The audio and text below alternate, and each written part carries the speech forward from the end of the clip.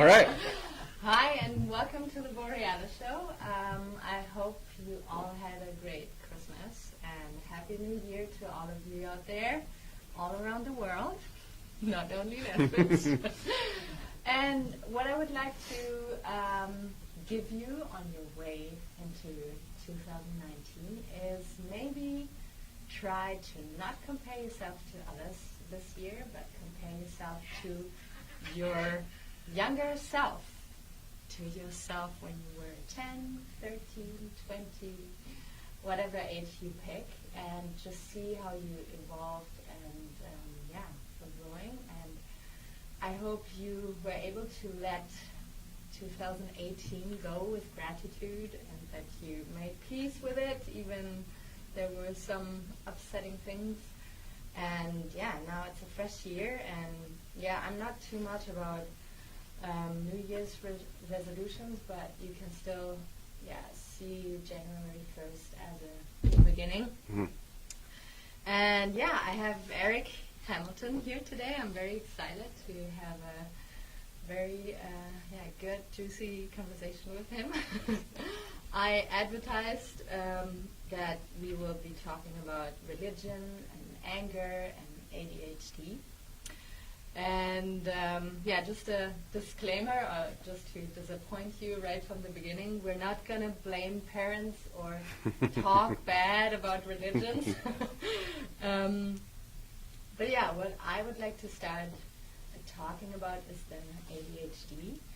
And there's people out there who have the very strong desire to become parents, and they have a very fixed mind of how they want their children to be. And what I observed is that people who were raised religious, like Christians or like all kinds of religions,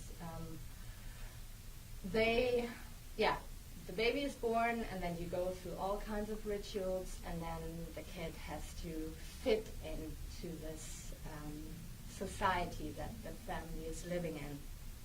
And some kids adapt quite well without any negative side effects, if you can say so.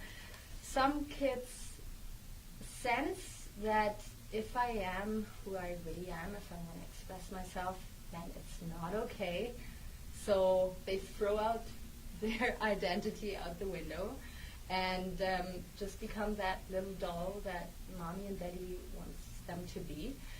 And then there's other kids who stand up for themselves and just react to pressure, like, the parents want to push them into a box, and they just explode instead of imploding.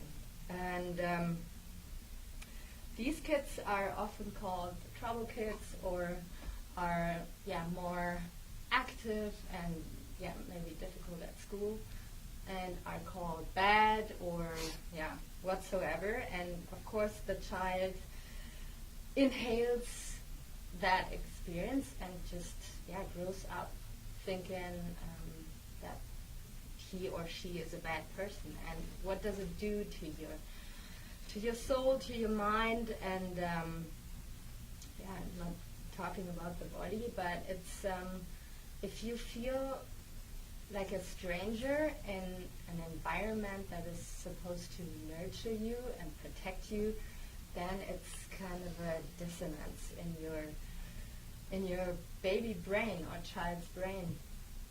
And I know a couple people who grew up having to throw out their identity, and then in their 30s or 40s they have a huge crisis because they don't know who they are. They were always daddy's girl, then they become a girlfriend, then they become a mom, and then the children move out of the house and they don't really know what to do with their life and who am I after all. And then there's other people who feel that they're not fitting in and become depressed and sick. And I believe, for instance, that cancer has a lot to do with the environment you live in when it's not right for you. but you still feel like you have to sit in that water that is not nurturing and more poisonous than anything else, then yeah, you become sick physically as well. And I only met Eric once, yesterday, to be quite frank, and it was just for half an hour or maybe 45 minutes. And what was really interesting for me to hear is that he was only 13 years old when he decided that he was living in a place or in a surrounding that was not perfectly right for him. And maybe even, or certainly before, you could feel that something was not feeling right, but with 13 years old, he decided to give his life a change, and I find that super brave and super beautiful and inspiring, and it's not about blaming his parents. I underline this again. It's about him knowing what is best for himself, and that's super nice. And yeah, let's start talking about it. What happened? Because you said you were 13. I would say 13 was when I really started just asking a lot bigger questions. I mean, I was always somewhat troubled with just being told what to do in church, in school, in life altogether, and everything like that. But I feel as I got around the time where your body starts changing and hormones and emotions start developing that you'd never really experienced before, that was a time where I felt that I wanted to be spoken to or treated like an adult, and I wanted to be talked to like an adult. Maybe that's me looking back at it, and that's how I want to remember it. I wasn't acting like an adult, I know that, but I just wanted more clarity, and I wanted I wanted to know more about the bigger picture, and I felt like that was hidden and kind of pushed away and out of our reach, not by anyone in particular, just altogether. And yeah, I just started kind of rebelling at that age, I think, against a lot of the stuff that I had just been conditioned with throughout school, church, friends, family, everything. So, yeah, I don't know. If I can put it into new age language, I would right away say an awakened child was born into a family of people who are asleep and not really aware. I can appreciate that. Am I doing wrong to you? No. I was definitely the firecracker of the four of us, for sure. I was the one who was go, and I was just a whirlwind all the time. And I feel like, yeah, that probably started to snowball as I got older. And I don't think that it's off-putting to say that I was special or different, or I don't know exactly how you'd put it, but yeah, I was wild. I was wild when I was young. And I don't know, I grew out of it, thankfully. But, yeah. And so yesterday you mentioned ADHD. So you got... I was never diagnosed ADD or anything like that. As an adult, looking back at how I acted when I was younger, I wouldn't be surprised if that was something that maybe some of my teachers or older people may have suspected. But also, I feel like when we were younger, when we were kids, that wasn't something that was handed out as a title like it is now. I feel like nowadays it's if a little kid is wiggly in his chair in school, then just feed him full of pills so he'll just be a little zombie and sit there and do what you want. And that's the wrong way to nurture growing minds and growing bodies.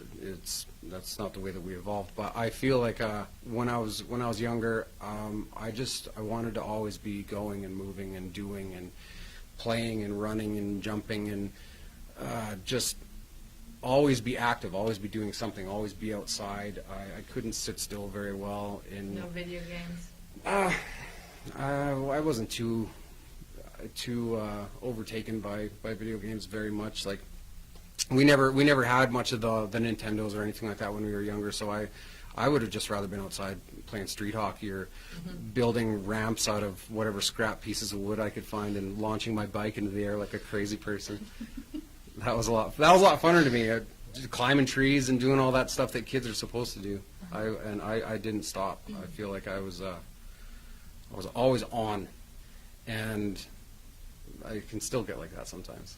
But I figure I've managed to control it. So I wouldn't say that. I don't know. Maybe I have some of that ADHD in there somewhere. It's never been tested or anything. I don't even know how one goes about having that sort of stuff figured out. But looking back, probably. But I don't know. I knew a lot of kids that were like that as well. Just little rockets that didn't want to stop, and I was the ringleader, I think. Nice. Yeah. So at school, did you have a big circle of friends, or did you have just one friend and you spend time with him or her all the time? In my younger years, I've always been a social chameleon for sure, and been able to travel to different groups of friends, and be it at the great big parties if I wanted to, or hanging out with all the kids in the schoolyard and playing on the team sports whenever I wanted. But then I would also reserve my time I liked just doing stuff alone or with like one or two individual people, and that was always a big fluctuation. I never really committed to being on board with a big group or being on board with just a couple kids, and I like to spend a lot of time by myself as well. Nice. So I was all over the place with friends, different groups of friends, different dynamics of friends, and that was an occurrence from a young age to junior high and high school, and even still, I can mingle about with a lot of different people that I've known throughout the years that I grew up with, and it's a pretty neat thing that I can stretch my arms out and scoop up a whole lot of people if I want to, or I can just hang out by myself and still know that there's a bunch of people that are out there that I go way back with. It's a good feeling. Did you travel a lot or not at all? Not much. No. So it's just you. Because some people need to travel to have that mindset, and some people are just born like that. I just feel like it was, I don't know. I was always, my big sister was kind of a social butterfly. My big brother was as well, so I saw a lot of that behavior from them. I feel like, getting back to the church thing, like we were a pretty tight-knit little community growing up on the west side, and it was pretty small at that point in time, so we could have a little tiny group of friends buzzing around just playing hockey or riding skateboards or doing that sort of stuff, or we were also totally cool just hanging out with a couple kids and hitting a ball. Yeah, kind of lost that one. That's good. That's good. So you also mentioned that you were raised in a Mormon family? I was born and raised in a Mormon household. Yep. Yeah. I am number 3 of 4, and we were the perfect picture frame family.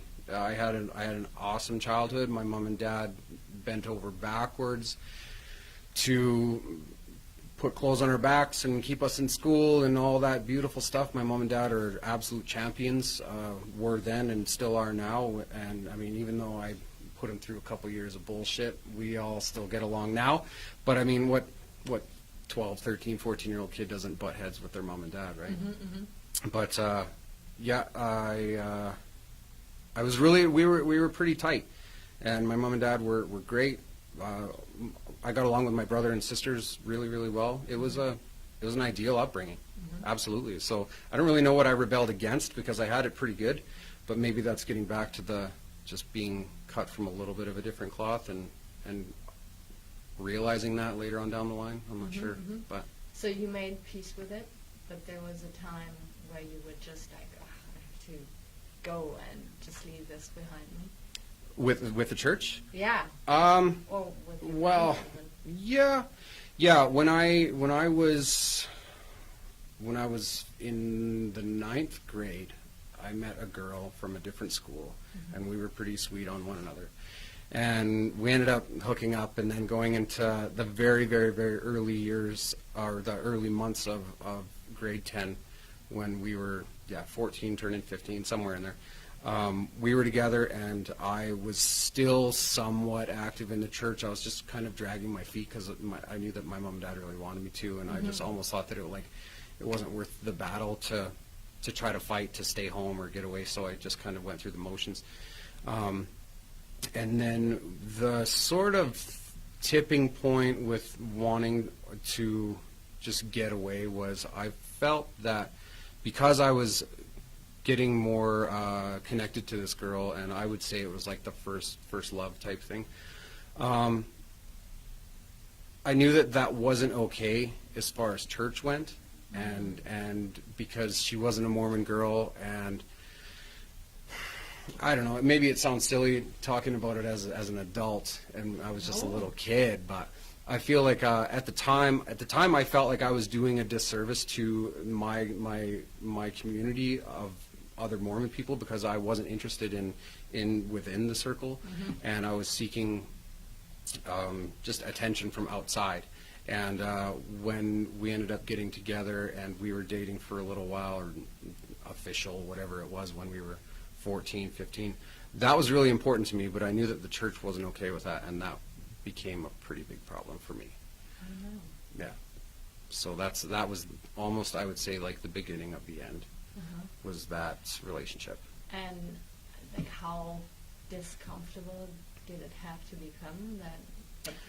Did they not talk to you anymore? Or What it was in the Mormon faith, there is a bishop who is in charge of the ward, and the ward is like the group of people that all go to church at that exact same time on every Sunday, and then the bishop is the guy who's the leader of that little group.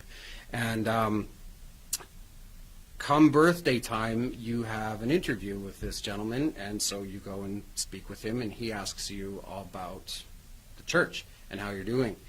And as a 14-year-old kid, being around my birthday, I had to go in there, and I was dreading it. I knew what was coming because I've had these yearly meetings with the bishop ever since I was, I don't know, when they start, maybe when you're 7, 8 years old. And so in those younger years, it was just going and talking and shooting the breeze, no big deal. But as you get older, they start asking more personal questions, and things got a little more intimate and uncomfortable.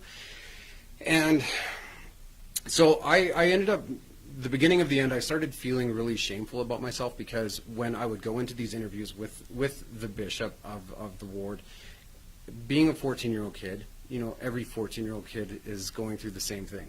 And so they made it a point, I don't know why, I don't know if it was like to intentionally guilt you or shame you into feeling bad about yourself to keep you on track or not, but he started asking those questions, you know, your body's changing, are you doing this, are you doing that, are you doing this, are you doing that? And of course I'm saying no, because I'm embarrassed talking to this 50-year-old man who's asking me these questions, which looking back at it now is so disgustingly inappropriate, but we'll get to that. Yes, please. So he's asking me all these questions, you know, are you doing this with your body, and are you lusting after girls, and are you looking at pornography, and all this crazy stuff that I feel is really inappropriate to be asking a child. Yeah. And so, of course, I said no, because I was just mortified that I was even having these questions asked to me, and I said no, I'm on the straight and narrow, absolutely, I've got myself under control. And so the end of that interview, okay, happy birthday, we'll have a good year, we'll see you out there type thing. That left me feeling just shattered. I was so rattled, because I felt awful about myself, and I felt awful that I was going through these changes, and I didn't really have anyone to talk to, and I'm not putting blame on anyone for that, I just didn't really know where to turn. Yeah. And I didn't want to go to my mom or dad, I didn't want to go to my brother, I kind of almost didn't want to bother anyone with it, because I didn't really know how to deal with it, so I kind of just internalized it. And then I got angry, because I was like, there's nothing wrong with me. No. I'm not flawed. I'm not a bad person. I'm not doing anything that's harming anyone or anything like that. I got really upset about it. And so that made me immediately resentful towards the organization altogether. And that was it. I was done. So, yeah, it was tough. I went through I went through a big adjustment. My family at that time, everything was good, but things were changing within the family, and so there was other external pressures that were just involved, and it was a perfect storm for me at that perfect age where I made a decision, and I said no more. So I didn't want to be shamed, and I didn't want to be guilted into feeling. I just wasn't going to stand for it anymore. I wanted to do my own thing and be my own person, and I didn't feel like I was being allowed to have that. And I mean, sexual desire we are all spiritual sexual beings, and if you're I find it so naive that an organization or a religion would think that if they shame you, it's going away. No, it's simmering inside, and if you put a lid on, it's going to boil over eventually, and people will get depressed or really angry and just leave. So I don't understand.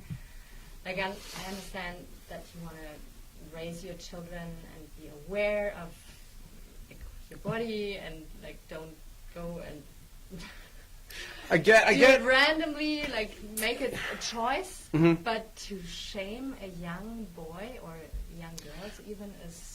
I don't know if it was intentional shaming. How can it not be intentional? I just feel like maybe it was almost like maybe scare tactics. I don't know if that's But is that that much better? different. I don't know. That's the same. I remember feeling, punishment's a good word. I remember feeling just like I was a bad person. Yes, of course. For growing up. Yeah. And I'd heard all that stuff in school when you're younger, and that your body's going to change and you're going to start noticing girls, and I did hard, and that ended up becoming the problem. And my bishop called me out on it, and that made me even more upset. And so it was after that I said, I'm done. And I feel like my mom and dad at the time could tell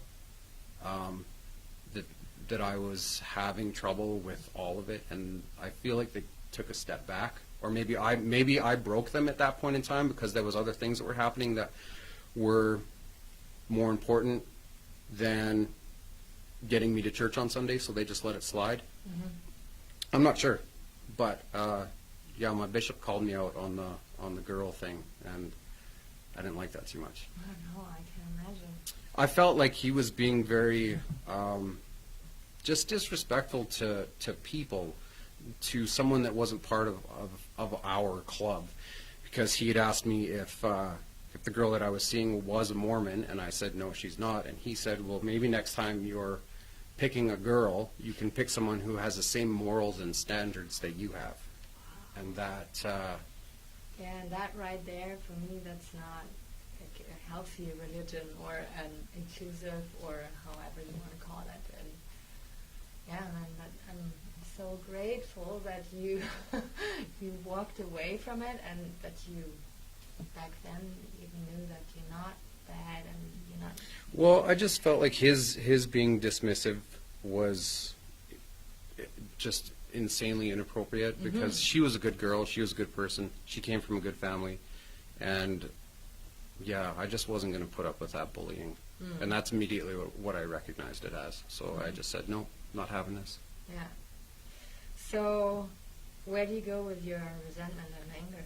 Is it still simmering in you, or did you have an outlet at some point in your life, or how do you deal with that? Because you feel rejected from your own tribe, let's say. And then I would think you feel even more than a bad boy, and you are the rebel now, and now I can do whatever, and because they don't care about me anyways. Like, music. Music good, was my outlet.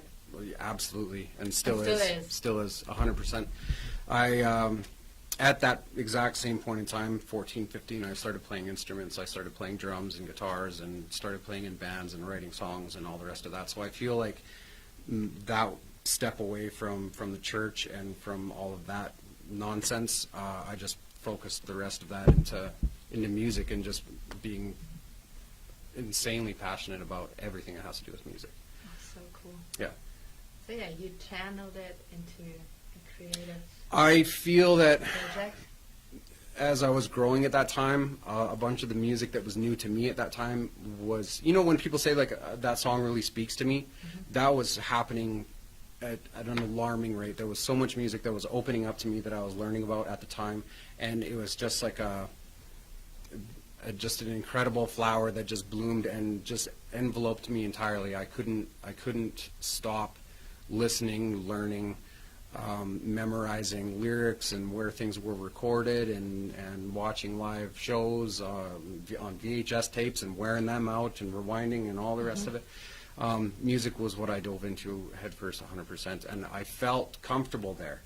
And again, giving all the credit to my mom and dad, they realized that and they let me have it. Awesome. And so I remember saying, I don't know if they heard it or not, but I remember saying to someone on the phone that like music was my new religion. And I know that someone was in the next room, and I got really worried because I'm like, oh no, I'm not that's going to do it. But I feel like they recognized that my passion was there, and they encouraged me to go for it. My dad ended up getting me my first drum kit. My big brother got me my first guitar, and I never looked back. Beautiful. So that definitely, music became my new religion, and I just turned my back on the other one. The other one. You can have a little break.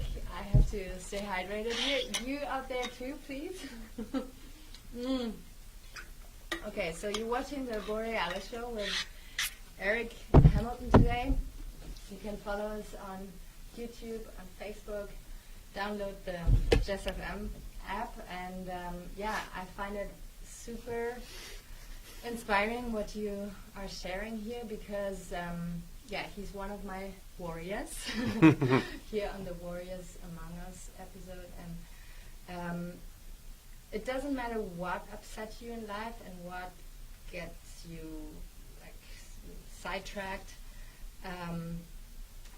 You manage to take your anger and transform it and or channel it into something creative, and you even offer something to all of us now. I feel you have to. You have to. You play, you share your music, if not. I did. I haven't played live music for a while, well, maybe but you should. I would love to get back into it. Absolutely. And he's even sharing it with us and spreading the love and the goodness, or authentically expressing how he feels inside, or how he used to feel, or whatever. It's just, you put something out there, and it's beautiful because you went through really hard and shitty times, and you, don't. Some people become bitter and just shut down. And if you bottle it up and you sit on it and you let it fester, then it destroys you. Yeah, it destroys you. But some people don't. I don't want to say get this, because it's, for some, it's not a choice, but you can react and just do something with it, and it's the healthiest way you can handle it. Yeah, well, I remember my mom telling me when I was really young that, there's no sense in staying angry about something and carrying that around with you, because you're not doing yourself any favors. No, and you don't punish others, because they, most of the time, don't care. Yeah. So there was a handful of times, and there's been a handful of experiences in my life where I've cradled something far too long, and I should have just let it go. And I always remember my mom telling me that, it's if I stay angry about what someone else did, then they're in control of me. Yes. And I sometimes have to check myself and remember my mom telling me that when I was a kid, and that has definitely been a pretty crucial element in me, just forgetting about some stuff or some people that have harmed me or wronged me. You can't carry that garbage around, because it's just toxic, and I feel that the energy is there. You just need to do something with it. You can't keep it bottled up inside you, or else you're just going to explode, and then you become that toxic influence on everything else. So change it and go through the alchemical processes you need to make it something different that it never was intended to be. I find that's a lot more of an efficient and effective way to come out on the other side with, you can have the last laugh type thing. So yeah. Very good. Another thing that I didn't forget about yesterday's talk was when you talked about observing beginners when it comes to drumming. Yes. Especially kids. Mm-hmm. That's when I thought like, oh, he's an educator. Like there's healers, there's whistleblowers, and you might be like a really good teacher of some sort, like whatever you choose. But how you described it was so beautiful, and I thought to myself, is it because you were not allowed to learn the way you wanted to learn things? You were told how to learn things? Or? I didn't listen even when I was told. So you had your own way all the way through, and now when you look at beginners, then just share this with us. Yeah. So I really like watching, after playing drums for 20 plus years, I really like watching inexperienced musicians fumble through playing their instrument. And the reason why I like watching that is because I like to observe why they do what they're doing, and I try to make sense of it in my mind. And so I watch a little kid play drums and try to play a simple beat or a song, and gets frustrated and angry, or how you give them a drum set and say set it up, and they'll set up in their mind's eye what the rock and roll drum kits on TV looked like, but when you look at it, it's nothing like what they originally thought. But I always just try to pick that process apart and be like, why did they do that? What made that make sense to them in the first place? And then I fire that back at myself and say, why have I always been doing that the way that I have? And who did I steal that from? Or where did I get that influence from? And sometimes I'm not sure. Sometimes I don't know. But I like watching kids play drums who don't know how to play drums, because it makes me think about what I do that is silly or wrong or backwards, or a way that I could do things that are more efficient, more effective, and will just make me better in the end. So I like watching people play things poorly.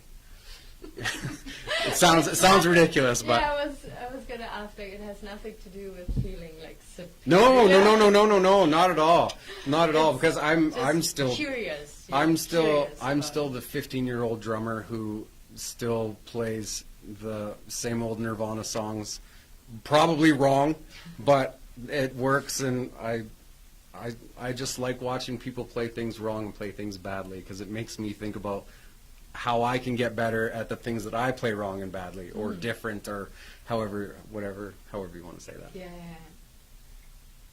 And you give them tips too. Like, do you give them suggestions? How to maybe. I will ask questions. I haven't really found myself in that circumstance a whole lot of times. I've never watched a young kid play drums and then gone up to him afterwards and said, "Here's what you're doing wrong, bud." But that's a bad teacher, I think. Someone who tells them that they're doing it wrong. I have had the opportunity to ask, what made you think to do it like that? And then their explanation always floors me. I'm like, oh, wow. Okay, I never would have looked at it from that angle. So that's why I feel like it's so important and beautiful to have those crazy experiences. And it could be with anything, not even playing instruments or drumming or doing anything, but like there's a million different things out there that you can do, and you do it your way and it makes sense to you. And then there's someone else who does it as equally as good as you, but entirely different. Like, I can't think of an example. I don't know, baking a pie or something. Like, you'll have your way of doing it, they'll have their way, and the process is entirely different, but the end product is more or less the same thing. And so what made sense to them doesn't necessarily make sense to you.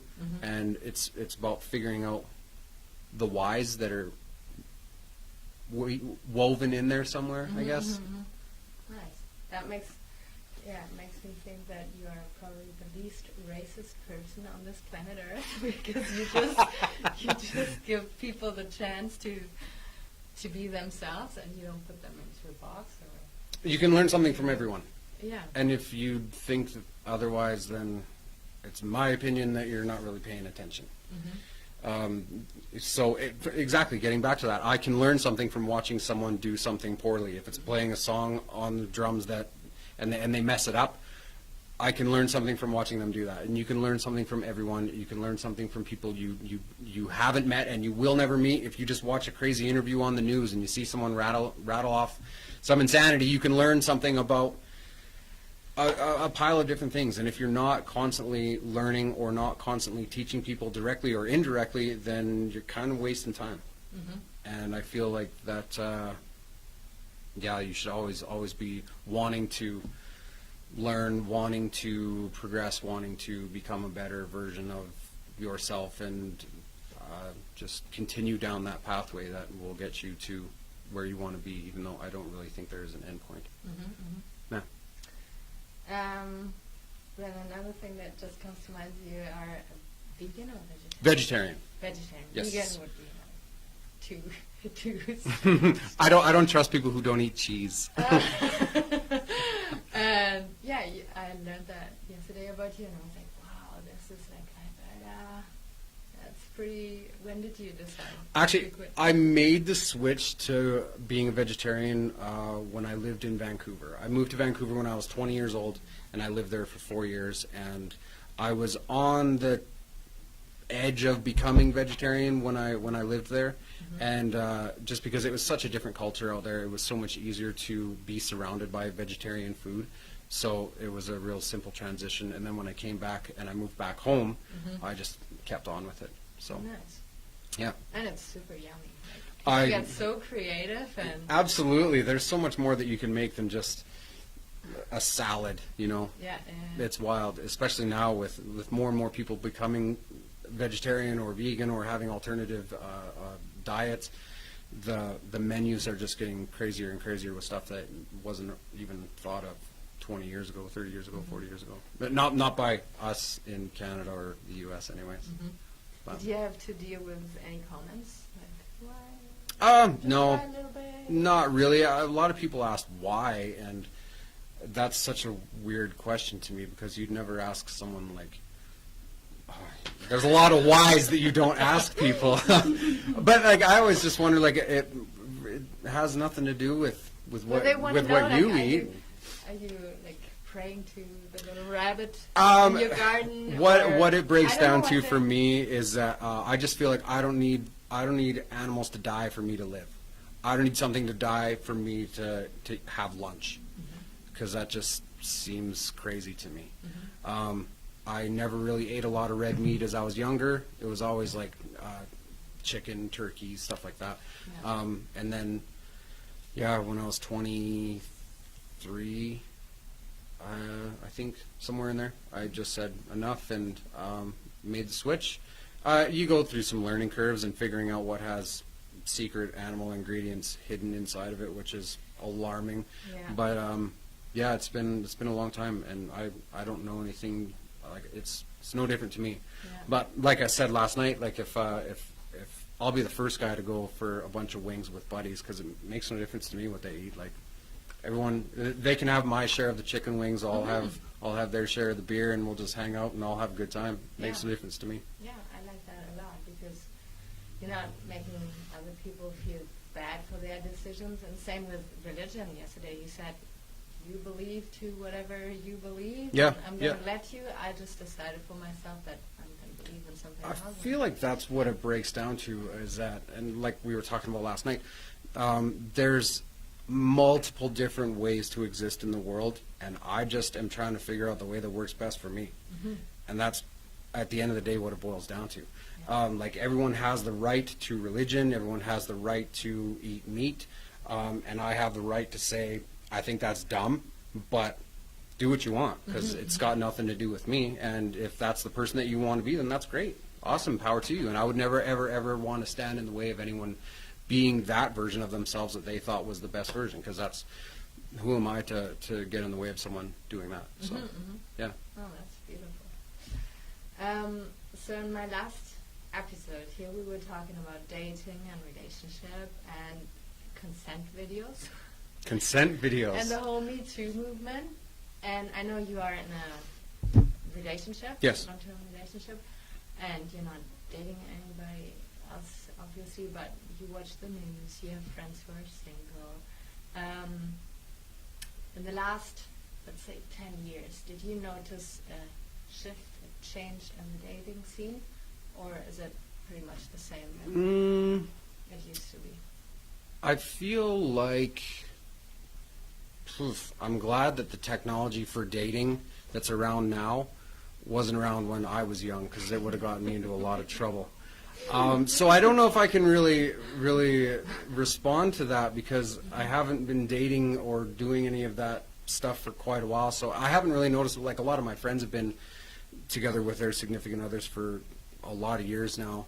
Maybe that's just a sign of getting old and not being really hip with the dating scene anymore. I don't know. Not a bad thing. But yeah, I don't know. I feel like the younger kids now have their hands a lot more full than we did when we were younger. I feel like it's a little bit more. Well, everyone's so edgy and it's dangerous. I feel. Maybe that's the wrong word to use, but if you had a child now, it's a girl, you'd feel more anxious than years oh, ago. yeah, absolutely, don't tell me. absolutely. Yeah. I'm glad that I don't know. I feel bad for those kids that have the technology at their disposal that they do, and the influence from the social media and the celebrity that's just consumed everything in the last little while. I feel it's made things a little bit harder, and and the people they look up to, I'm like, what? Like, this is a role model? Yeah, I agree. I mean, that's my main inspiration for this show, is that I want to give guys and soon girls too a voice who I find are good role models and important to be heard. But what you see out there, like what they follow and then believe is true or believe is important in your life, it's really The strange. thing that I can say to that, though, is that I'm sure when I was younger, I looked up to some questionable people as well, just through different bands and whatever. But I feel like maybe if there is a silver lining about looking up to celebrities who are not suitable to be looking up to, if anything, maybe that's just a stepping stone from A to B or to C, and then coming back around full circle and looking back at the original person that you looked up to at that point in time, and then you can think like, wow, I am not that person anymore, and I don't really identify with that person that I did so hard at one point in time. Okay, so your key, like, it gives me a lot of hope, is that you trust in the human being, that they will one day wake up and realize that. As long as they're paying attention to what's happening around them, then if you keep failing at the same thing over and over and over, and then you keep trying it again, that change has got to come from within you, because no one else is going to fix that problem for you. And so if you keep looking up to or hanging out with or socializing with the bad people, the wrong people, the people who aren't accentuating what's beautiful within you, then you're just always going to end up on your ass. And you're going to have to start over or make a lot of apologies, and you always have to make those changes from within, because no one's going to do it for you. So that's what I have to say about celebrities. Yeah. Don't pay attention. Beautiful. And I know you have a lot to say about chaos too. I love chaos. I embrace chaos. I am chaos. Yeah, I agree. Yesterday you mentioned, like, there's destruction, there's creation, there's chaos, and I believe there's no creation without destruction. For some reason, I was always more drawn to destruction than creation, because there's something about it. I thought agree. I was a bad person, and now I'm like, no. Sometimes you have to destroy an old house in order to build a new house. Yeah. And then there's chaos, and you embrace chaos as well. I do. Well, I mean, I'm a guy. I enjoy my routines, but I do like the things that chaos can provide and that can show you, even though you might not have been looking. And yeah, you're right in saying that building does come from destruction. I remember when the coulees lit on fire when we were kids, and everything grew back the next summer so beautifully green. the coulees were green, the trees weren't, but the grasslands that were down there, everything was so green. I'd never seen it like that before, and I didn't know why. And I'm not even sure who I asked. It was probably my mom and dad, and they said, well, everything that burned up was old and dead and rotten, and it gave way for new life to grow. And I always think about the coulees being on fire when I was a kid and being like, that's so crazy. And then just watching the new rebirth that comes from the old death is chaos. And there's always ways to destroy and then improve and build upon the ashes of what was. With everything. You can do that on the macro level and the micro level. There's always foundations of death to be built upon and create something new. Yeah. Beautiful. So we still have a couple minutes left. I asked you before the show, let's please address the topic moon. The moon. The The moon. Because I had Jason Rao here a couple of weeks, and he believes that the Earth is flat, the moon doesn't have any influence on the planet, which was super beautiful for me to hear, and I'm excited to pick his mind even more because it's so far away from what I believe, but I don't reject him for that. And then I can see your tattoo here on the side. Oh, I've got multiple moon tattoos, yes. And what made you interested in the moon? When is your birthday, first? February 9. Oh, that's soon. Yes, it is soon. No. Aquarius. Yes. That's that one. Water. Yes. The moon. I don't know. I feel like as a kid I was just really excited about space and the stars, and I found it just wild that everything was so big. And I remember I really, really liked the way that a crescent moon looked because it reminded me of the end of your fingernail. If you hold your fingernail up to the moon, that's I don't know why that always stuck really, really hard with me. So the crescent moon has always been one of my favorites. If it's waxing or waning, it doesn't matter. And I loved it when I was younger. I remember my mom told me one time that before Christ comes back to Earth, that the moon will turn blood red. And there was an eclipse once, and the moon turned orange red, and I got really, really scared because I'm like, what is happening? Mom was right, and it was just an eclipse, so it was nothing to be alarmed about. But I didn't know that at the time. I was really nervous. I got really keyed up. So I don't know. The moon is just it's always been a silent companion to me.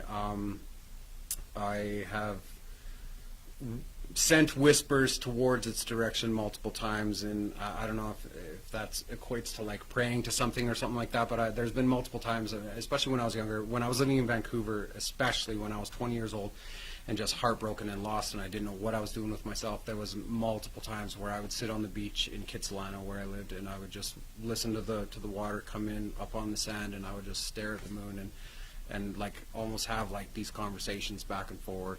And in my adult years, the moon has definitely taken on a lot more of an important role. But yeah, it's always been a quiet companion and a confidant, and just an entity that lets me complain or lets me vent, or and sometimes I'll find myself upset or anxious or something like that, and then I'll see it, and everything works out, and it'll calm me down. Even in the middle of the day, it'll sometimes be peeking through the blue sky, and it's been out all night long. It shows itself to me when I need it, and that's always been with me. So, does it have any influence on the tide? Absolutely it does. I'm not going to say thank you because, we just have the same opinion, but that doesn't mean anything. It doesn't make us good people or bad people, but because I had this conversation. The person said, no, it's just a giant wave that keeps flowing, and that's why there's tides. And what is the tide and the ebb and flow? Flow. Yeah. And for me, no, it's 100% the moon. It is 100% the moon. Well, there's a reason why there's the dark side of the moon and we never see it, because it's lassoed by us and then the water, and they fight, and it's good. I know. There was multiple times where I was sitting in Vancouver on the sand in the dark, just listening to the water coming in, and then I would put my conversation with the moon on hold and let the conversation with the water and the moon continue, and I would just be an observer of that conversation multiple times as well, and that helped me through a lot of hard times too. Wow. So yeah, What about mermaids? Do they exist? I sure hope so. I like to think they do. Yeah, me too. I don't see why not. There's a lot of other crazy things out there that should exist. So Yes. And so one of my last questions now: are you an artist yet? Tattoo artist? no. Are you becoming one? I Soon, gave it or- a shot. It is a lot harder. So my hat's off to all my buddies out there who are far more talented than I am. But it was something that I tried out for a little while, and it just wasn't for me. Oh no. Yeah, I'm okay with it. And what was it? If I can. It's hard work. The dedication that you got to just put your nose down and draw. Sit. Draw. Yeah. It's tough. It's tough, and I feel like I'm set in my ways enough that I almost didn't want to sacrifice my regularly scheduled program to make way for putting all of my stuff on hold and just putting my nose and a pencil to paper and drawing nonstop. I would almost rather be just listening to music and playing guitar than drawing all the time. So So, tattoos were your passion, and you thought you could turn it into a job, but then you realized. it was. Or what drew you to try it? Or to, Well, I've always been friends with guys who have been tattooers. I was the guinea pig for a lot of them. they did a great job, like for Lots of this has been fixed. like this arm. Yeah. This is part of the fix. Oh my god, that's so. Yeah, a lot of my buddies are tattooers. Tattoos have always had a really big, strong, important part of my adult life, and I wanted to give it a shot. Gave it a shot. I'm not that talented. Uh-huh. I'm not that talented. I'm just friends with the guys who are. So Awesome. yeah. Perfect. Well, we're coming to an end here. Thank you so much for taking the time and talking about all this. And Thank you for having me. This yeah, has been great. I hope it was good for you too. Yeah, absolutely. Somewhere.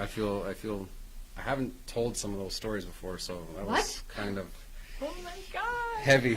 Thank you so much. Yeah. No, it's very precious to me, and I know we helped at least one person out there, and I hope you guys out there enjoyed the show. And yeah, I'll see you next Friday, 6:30. And a big thank you to Jason, who's sitting here, because yeah, he brought Eric to my show, and yeah, amazing. Thank you to Jesse Palmer in the background too.